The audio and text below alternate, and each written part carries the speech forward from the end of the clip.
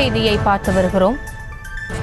சென்னையில் 5 கடற்கரைகளின் தூய்மை பணியை தனியாருக்கு வழங்க மாநகராட்சி முடிவு செய்திருப்பதாக தகவல் வெளியாகியிருக்கிறது. மெரினா, பட்டினப்பாக்கம், திருவான்மியூர், பெசன்ட் நகர் கடற்கரைகளின் தூய்மை பணியை தனியாருக்கு வழங்க மாநகராட்சி முடிவு செய்திருப்பதாக தகவல் வெளியாகியிருக்கிறது. அது குறித்தான அண்மை செய்தியை பார்த்து வருகிறோம். சென்னையில் 5 கடற்கரைகளின் தூய்மை பணியை தனியாருக்கு வழங்க மாநகராட்சி முடிவு செய்திருப்பதாக தகவல் வெளியாகியிருக்கிறது. மெரினா, பட்டினப்பாக்கம், திருவான்மியூர், பெசன்ட் நகர் புது கடற்கரைகளின் தூய்மை பணியை தனியாருக்கு வழங்க மாநகராட்சி முடிவு செய்திருக்கிறது. இது குறித்த கூடுதல் விவரங்களோடு இணைகிறார் எமது செய்தியாளர் வெங்கட்ரமணன். விவரங்களை வழங்கலாம்.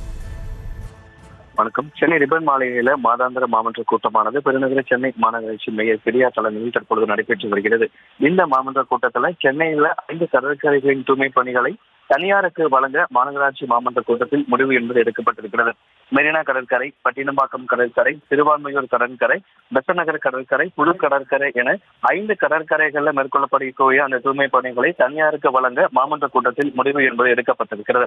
250 ஏக்கர் பரப்பளவு கொண்ட மெரினா கடற்கரையை 1 வருட காலத்திற்கு தூய்மை பணியை மேற்கொள்ள 7,09,46,942 ரூபாயாக தோராயமாக மதிப்பீடு என்பது செய்யப்பட்டிருக்கிறது.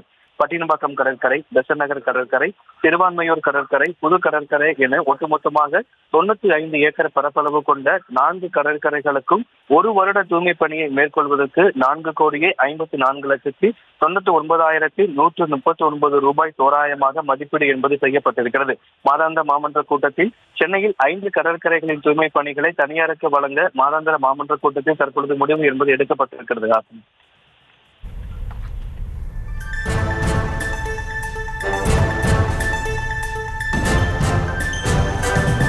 விவரங்களுக்கு நன்றி வெங்கட்ரமணன்.